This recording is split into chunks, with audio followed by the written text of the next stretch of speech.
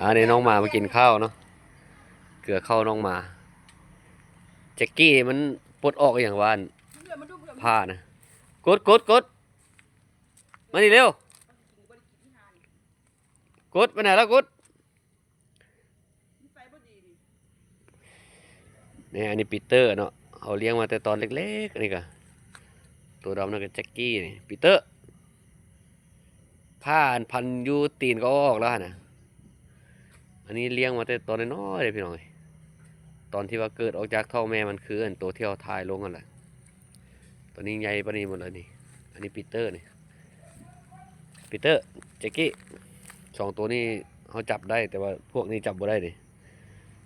สองตัวนี้เขาจับได้สบายปีเตอร์กับแจ็กกี้อันนี้ปีเตอร์มาลูกอันนี้จะเป็นปีเตอร์อันนี้แจ็กกี้นี่สองตัวนี้เขาตั้งชื่อให้มันสองตัวนี้เลี้ยงมาแต่น้อยๆพี่น้อง